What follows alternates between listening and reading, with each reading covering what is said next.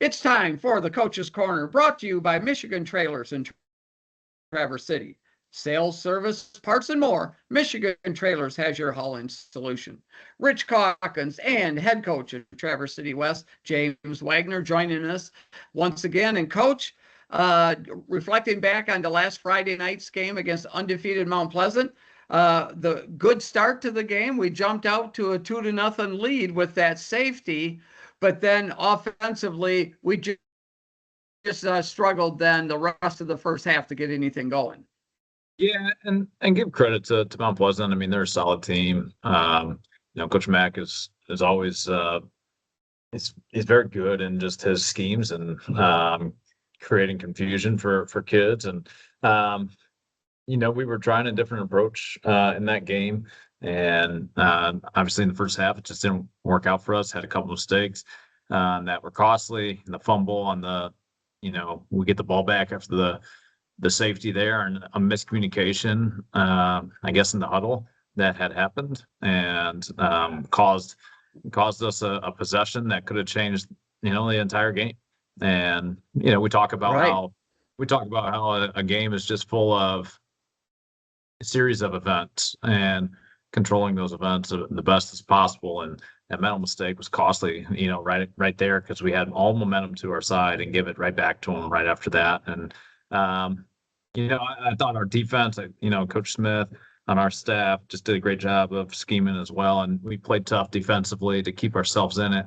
All the way through that game. I mean, get the ball back in the fourth quarter there, put together a score, kind of found a little bit of momentum there, and get the ball back into one possession game, 15-8 with 5 minutes to go, and start driving a little bit, and just weren't able to execute. And I think that was kind of the story of the night, was just poor execution on our part. We definitely had like 4 or 5 drop balls that night, and you can't win ball games when that stuff happens. And but the encouraging thing to me was this was the most proud I have felt after a loss, and I felt like this is the first week in which we truly kind of came together as a team to, like, I recognized the fight in the team. I recognized just kind of the heartbeat of our team from previous years, and just the way in which I aspire to have our kids play. And when we play like that, I think there are good things that will happen. And I think building off of that this week, coming into this week, from last weekend into this week, is a big deal. And I think the kids recognize that too, of just feeling how we play together. I thought that was a really cool thing for them to be able to pull from that game. And so building upon that will be crucial. And our backs are against the wall. There's 2 weeks left, and we need to be able to win both in order to put ourselves into the playoffs, and the kids know that. And hopefully it's not too little too late for us in terms of being able to find our groove here in the last couple games of the year. So. Yeah, Coach, as you mentioned, that this third quarter, it's still 15-2 going into the fourth quarter, again down in Mount Pleasant. And then Braden Tillman just blows up, and as far as just a beautiful 42-yard touchdown run. The sophomore, you can see more and more confidence with him, because he took a heck of a shot in that game and bounced back. And you on that run, you saw his athleticism.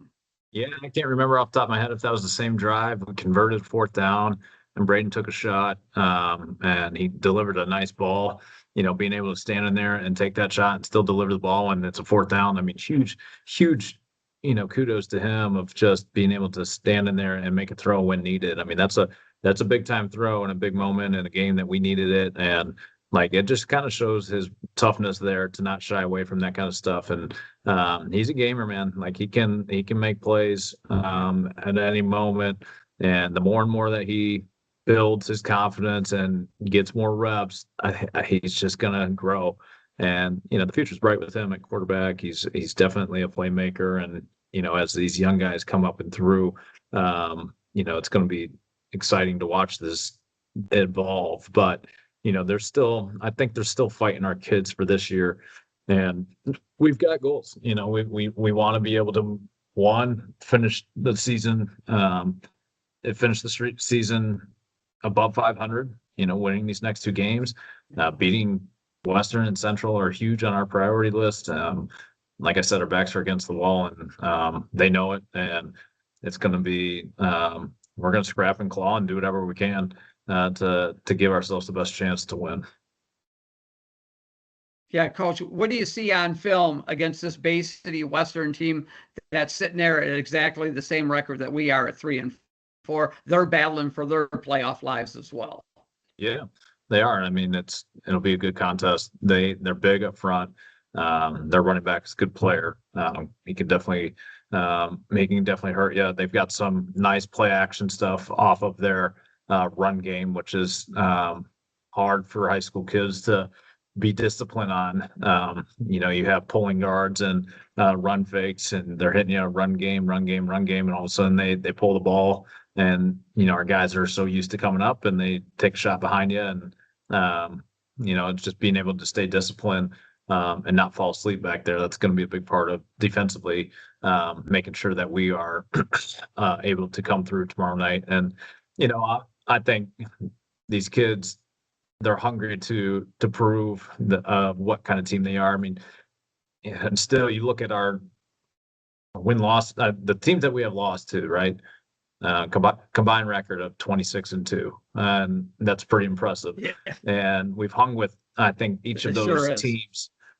We've hung with each of those teams at at different moments in those games. I'd say everyone outside of Grand Blanc, where the game got away from us early, but Howell, we were in it. Dow, we were in it through the third quarter there at 17-7 with still time there.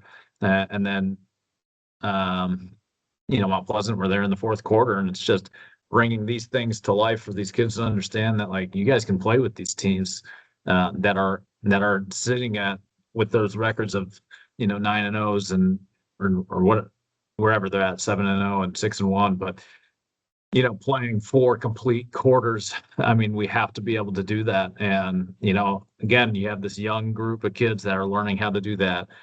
Now it's the seniors that need to be able to kind of pull them and rely on them as we move forward here to be able to play 4 quarters strong. So we'll see. We'll see what happens. I feel encouraged with the kids' mindset and the preparation again.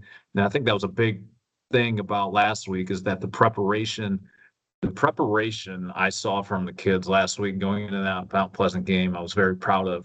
And I think that bled into the way in which we were, like, our culture around that game. I was very proud of, like I said, after that loss, of just how we competed and how we fought. It was a cleaner game, all the way through on our end. There was a couple moments in there that I think our kids could have responded negatively and chose to respond the right way. And that was a good learning curve for them. So I'm proud of those things. Now it's, can we do that for 4 quarters straight and put together some good solid drives offensively?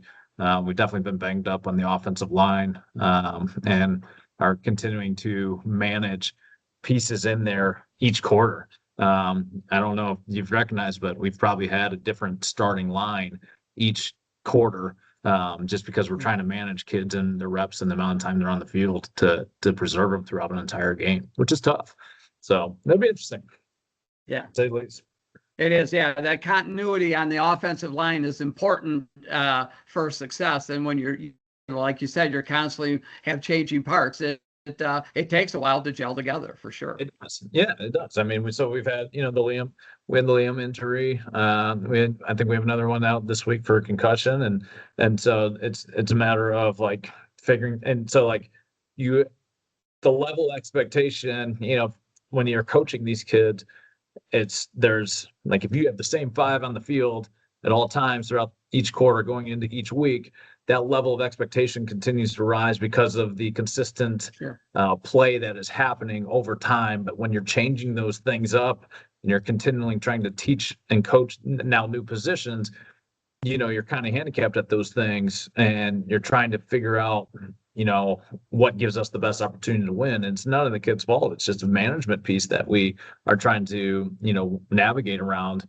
and it makes difficult situations at times. So a lot of it is just preparing in different scenarios. If this person goes down, what do we do here? This person goes down, what do we do here? And how do we collectively put together the right pieces? And what does that mean for the other positions if we need to move certain people out of those positions in order to make sure that we're ready for those? So a lot of management pieces in terms of just preparation.